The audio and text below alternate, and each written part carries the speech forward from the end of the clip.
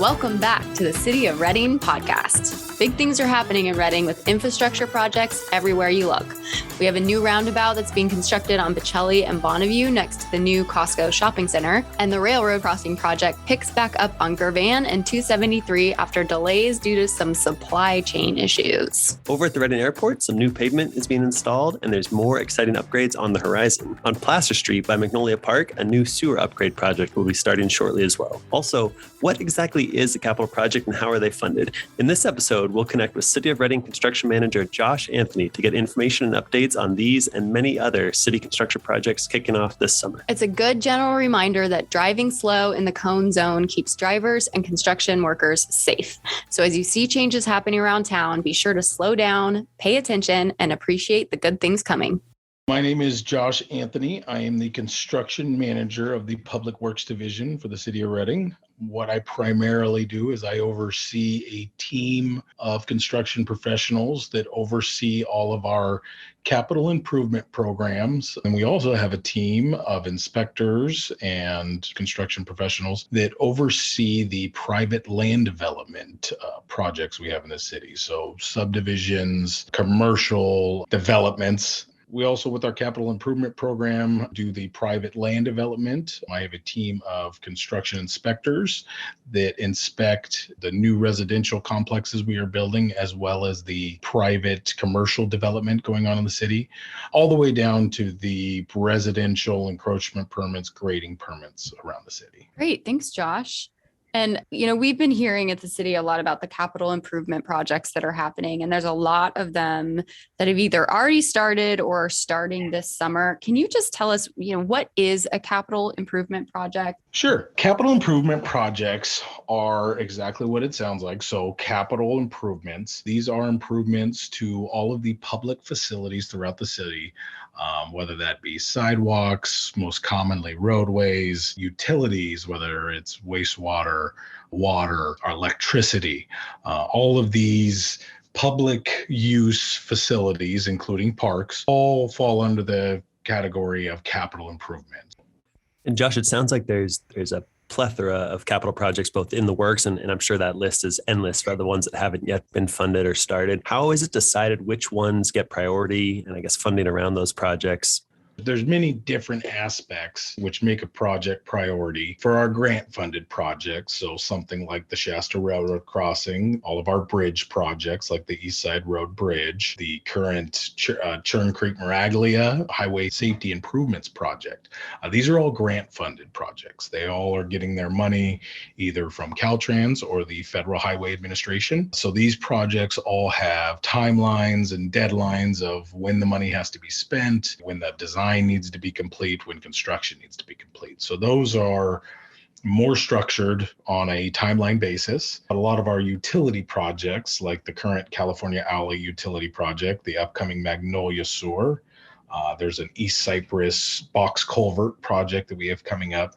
Those utility projects are based on the wear and tear of the utility themselves. So in these areas, these are aging utilities, and aging utilities are subject to breaks and problems of their own. So the utility projects just come up on a maintenance or it's a problem area that we need to take care of before it gets worse. So the utility side of it is a little bit different than the grant side of it. The projects like the I-5 ramps and the Bechelli Bonnyview roundabout and the Bechelli Loma Vista signal project are more tied to the commercial development going on in the area.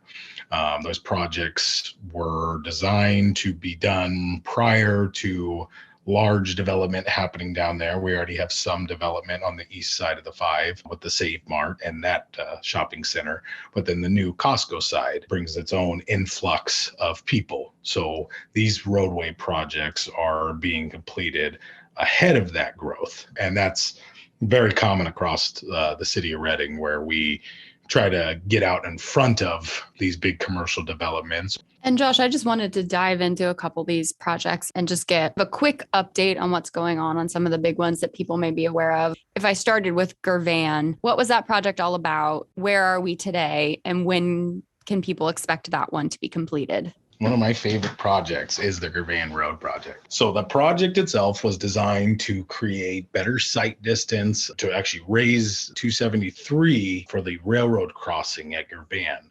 For years and years and years, there was always a common problem with trucks getting hung up on the tracks. And if you're familiar with that area, you know what I'm talking about. So one of our major goals of that project was to raise the highway up to the level of the railroad crossing so that the trucks would no longer get hung up there. We've completed that work. The other big goal of that project was a 273 Girvan West Side intersection signal, coordinating and connecting that to the railroad crossing equipment. This was a huge effort by Caltrans and Union Pacific and the city of Reading to come together and design an electrical system that all works together so that as a train is approaching way out in the distance, the actual light itself will begin. It was what we call preemptive timing, and will start cycling the light through to get people across the railroad tracks so there's nobody stuck on the railroad tracks.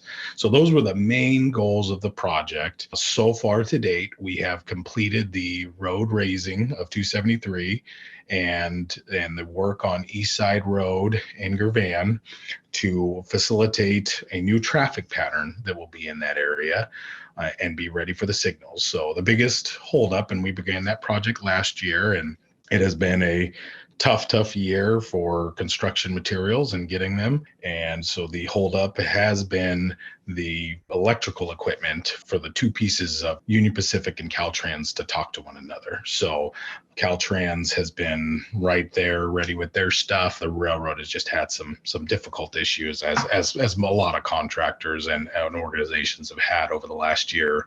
That has been our holdup, but I can tell you we have confirmed that the Union Pacific has their equipment and we will be resuming construction at the beginning of June, and our expected completion as they work through to do all of the electrical work and new signal work. We are hoping and shooting for finishing sometime in August, finally get that project finished. And that will lead into, as I kind of alluded to earlier, our East Side Road Bridge project, which will be kind of opposite end of the spectrum, but what we'll be able to do is get people out of the Girvan neighborhood back at the signal so then we can unfortunately impact them on East Side Road. But again, this is an aging bridge that will need to be replaced. So, but we want to get Girvan finished first before we impact that area anymore.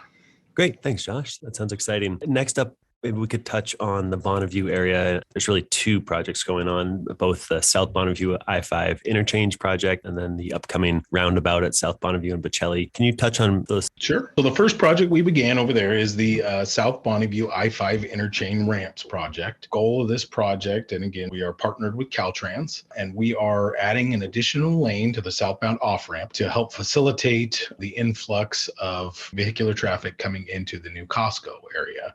The Costco development there on the northwest side of the interchange will bring an influx of travelers, locals, of vehicular traffic. So the overall study that was done previously by the city identified that the ramps would need to be widened, both northbound and southbound off ramps of I-5.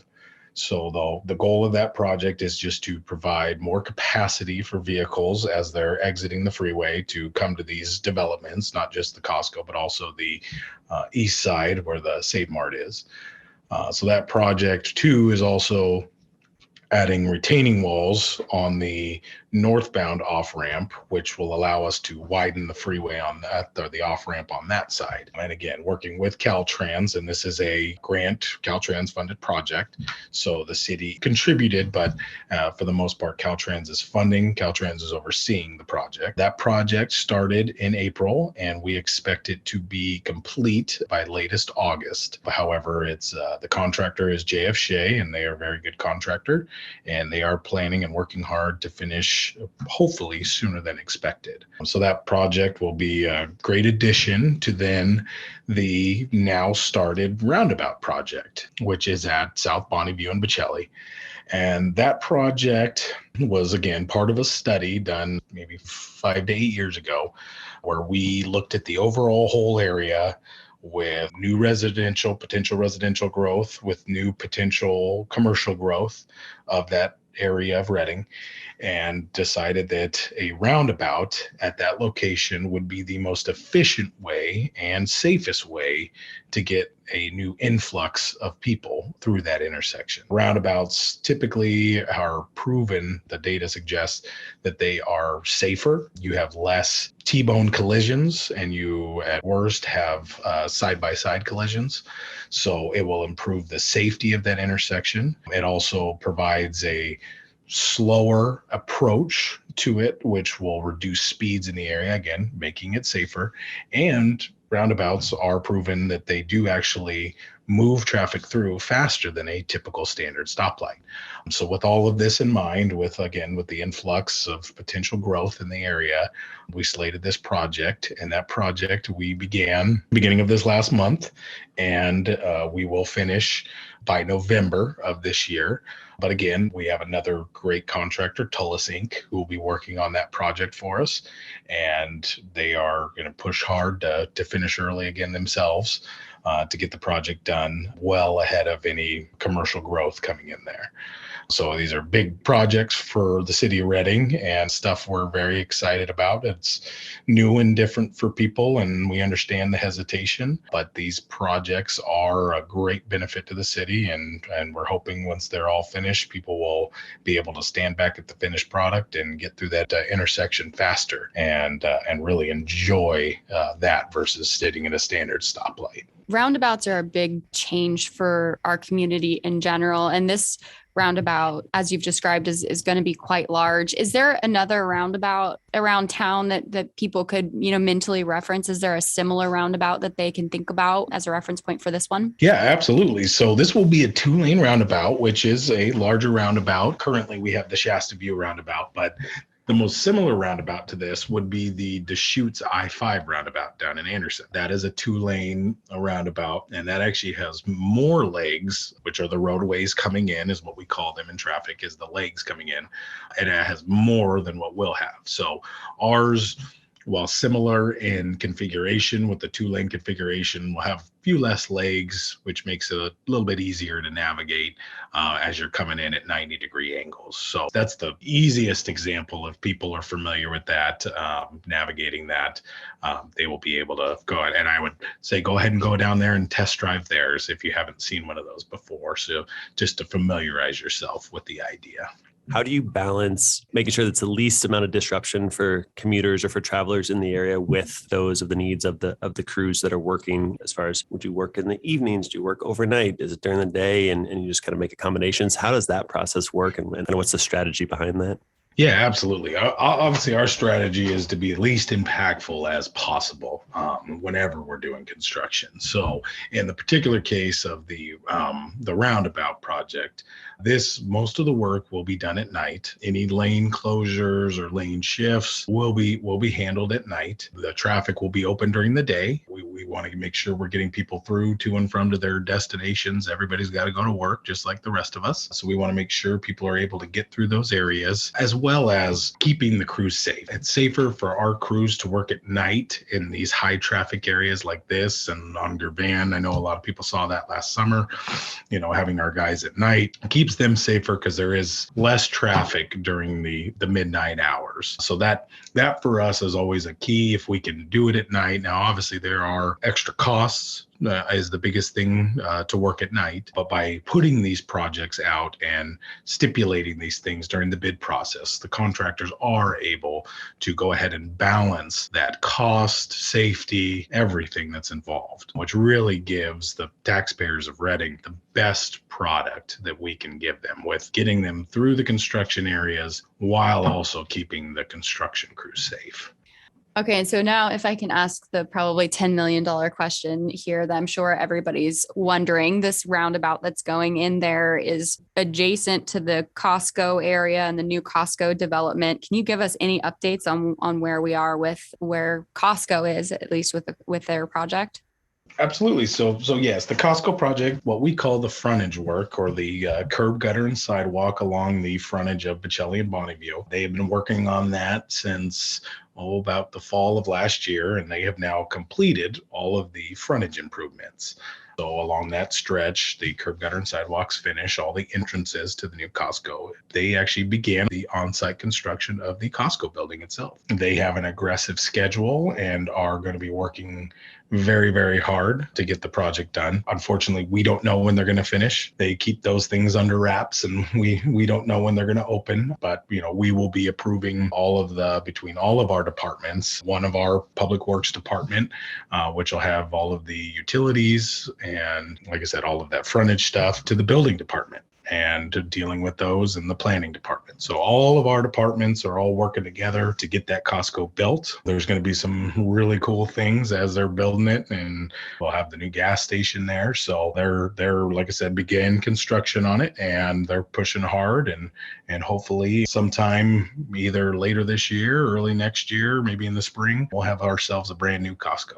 Well, I'm sure folks will be quite excited about that. Josh, maybe if we can jump east from Bechelli, you mentioned the Reading Airport earlier. Obviously, the airport itself has seen some tremendous growth over the past year or two. Can you talk to us a little bit about the road work that's happening there, both the current project and what to look forward to next as well? Absolutely. So the airport, oh man, getting major facelifts over the last handful of years. I know years ago, feels almost a decade ago, they did a big facelift to the terminal itself. So we're finally actually getting to do what, in the technical terms, what they call the land side. They have the air side and the land side. So if you're out on the tarmac, you're air side. If you're out on the road, you're the land side. So we're able to complete some of these land side projects, again, using federal FAA money that the FAA has granted to us.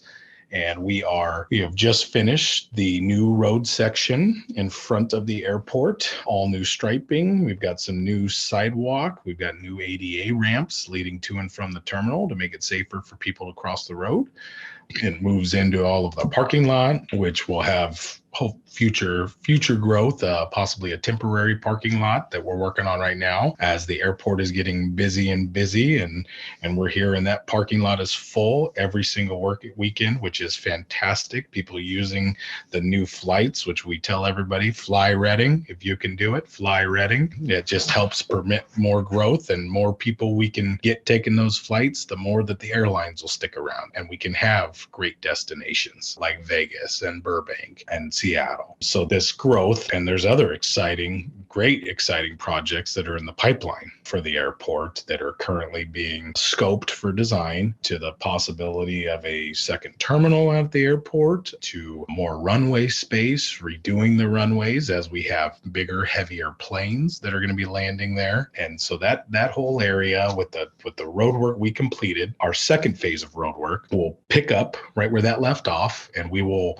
work replacing the asphalt, new striping all the way out on almost to airport. We're going to finish that loop before we do the actual entrance. The entrance to the airport will be a separate project, but we're going to go ahead and finish as we call it, the loop. So there'll be new signage, new striping. It's going to look really, really nice. It's going to hopefully to get more pedestrians coming off of airport. We'll have a better facility to get into the airport. So that's kind of the second phase of the project. And we are hoping to begin that project, we're waiting for FAA approval just on the final paperwork documents, but we're hoping to start that project, get under construction in August, and complete that project before Christmas. Awesome. The next project that I kind of wanted to touch on, I'm not sure if people are really aware that this project is coming up, but you mentioned it as the Magnolia Sewer project, but this actually really does go down Placer Street. Can you tell us what that project is all about, and some elements that there could be some big changes to that section of Placer? What can people expect for that area? When do they expect to start work for that project? Absolutely. Yeah. So we've already awarded that project. So that project has been awarded to Jason Abel Construction out of Corning, California. They will be replacing the main sewer lines down Placer, starting at the top of the hill at Air Park, running all the way down to Oregon Street. They'll also be doing the side sewer mains as it come off on Chestnut, on Magnolia, on Willis, as well as work on Court Street closer to Tehama and Yuba, and work on Oregon Street between Shasta and Yuba Street. So this project will replace all the old sewer mains and sewer laterals to businesses and residential, as well as we'll be replacing the water main that runs down Placer at the same time, as well as some storm drain pipe that runs in Placer. Once we're complete with all of the utility work, we will then come back and we are going to pave Placer. We're going to pave Placer from Court Street all the way up to Pleasant. And some people don't know where that is, but that's the 7-Eleven past the airport, past Benton up there. We're going to repave, we're going to stripe, and the plan is to add bike lanes and add a center turn lane. If you've ever traveled on Placer and you need to make a left onto Magnolia or one of those side streets, we all know how dangerous it can be, and there's numerous accidents that always happen on that road where people aren't paying attention, they rear end somebody. So we're going to add a designated center turn lane to help facilitate all those left turns on and off of Placer to, again, try and make it safer for the community, as well as adding the bike lanes for active transportation. So if somebody wants to get overzealous and go for a nice mountain ride up the Placer Hill, we will provide that facility for you to do it. And we're very excited about this.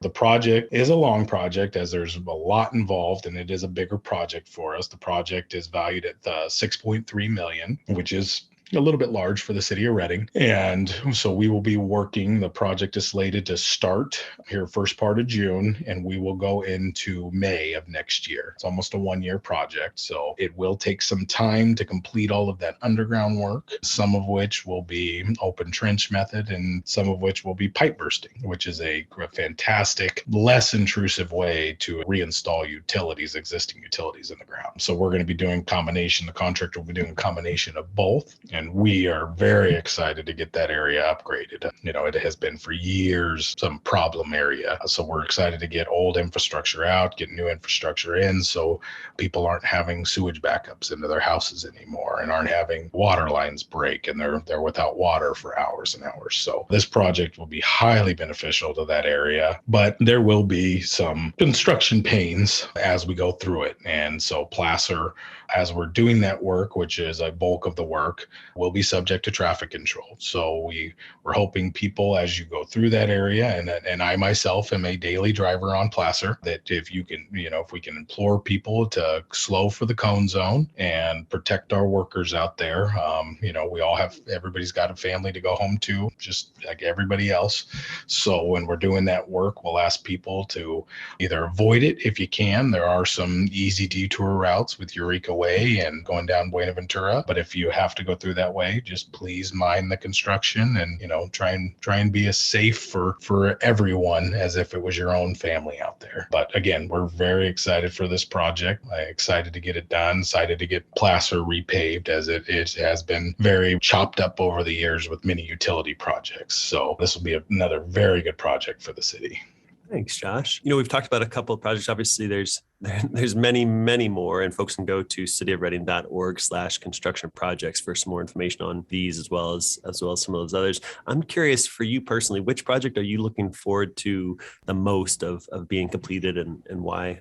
Well, my project that I'm the most excited about, and we haven't discussed it, and it's kind of a project that gets, I don't know, it's in the backs of people's minds, but it's my own personal history and the where I come from as far as my background will be the actual Clear Creek water treatment pyrolysis project. This is a great project for the city of Reading. This project in itself, it's down at the Clear Creek water treatment plant.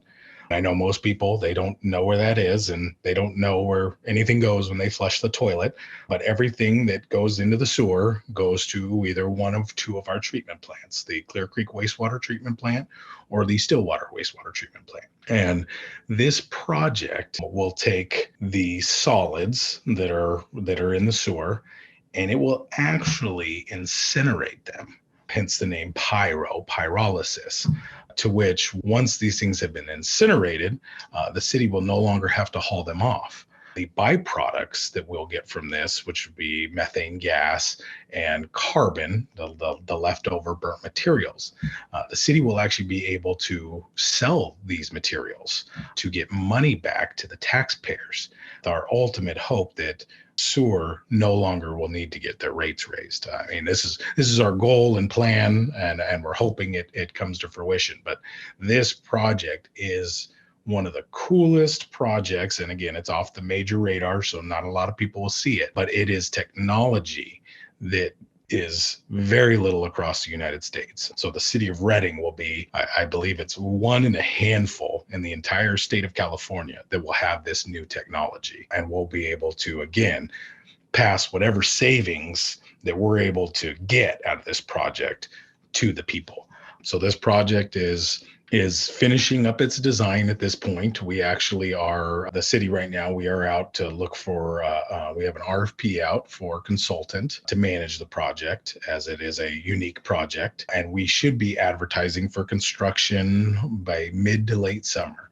So we're hoping to begin end of the year and have this thing up and operational by next summer. So again, for me, this is close to my heart. This is my experience where I come from in the treatment plant world.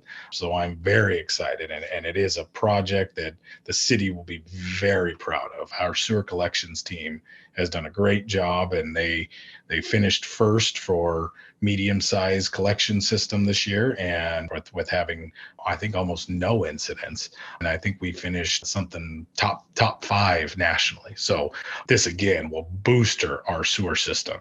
And these projects, again, these utility projects, Redding is an older city, like a lot in California, that needs to have this infrastructure redone. So with new technology and just new material, we're able to do projects like these. So I'm very excited about this. I agree, Josh. I think this is such a cool project. And we're going to be having more podcasts on this topic with the various stakeholders in this whole project, because it really is something that highlights, because the city is a full service city and has all the utilities. The ability for the utilities to work together to make this happen really is quite special. So we're going to be talking more about this project as it comes up here in the future.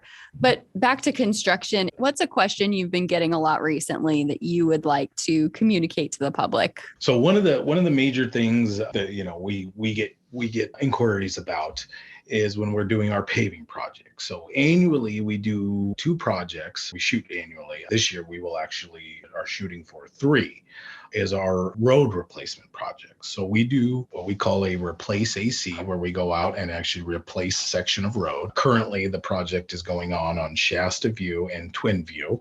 We are replacing large sections of those roads. And during the course of these constructions, there's a method of construction that has to be done, which we call lowering the iron. So a lot of people inquire, and we get these questions about, they see what looks to be a pothole. Well, what that pothole is, in fact, is actually it is either a manhole or a valve box or some other utility, buried utility, that where it comes to the surface, and we have to lower that iron, and then we put cold patch asphalt back over the top of it.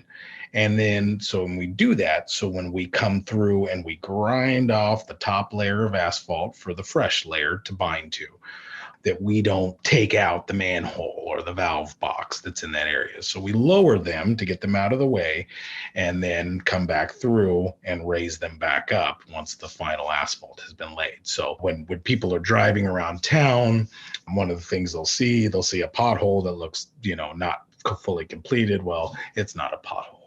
We're going to come back to it. We're going to complete it, and everything will be back to its normal driving surface once the project's complete. So if I could, implore people just as they're driving around to see it, and be happy to call me and we can discuss it, and I'll walk you through how it all works. But that is one of the things that if people can recognize, and again, you'll see this on the Roundabout project, you'll see this on the major roadway projects, anything we do, you'll see these sunken areas while construction's going on. Well, the ultimate product is to come back and do a pavement layer, so we get a fresh layer. So the Magnolia Sewer project later this year, you will see this before it gets paved back. So that's one thing that we'd like to share with the public. And then again, the other thing is just being safe and aware in construction zones. This is a world of a lot of distracted drivers out there. So just safety is key, and Caltrans slogan, slow for the cone zone, that they came up with years and years ago, is one of the greatest things. We implore people to, if you can avoid the area, fantastic. If you can't, that's fine too, but just please be safe as you drive through the area.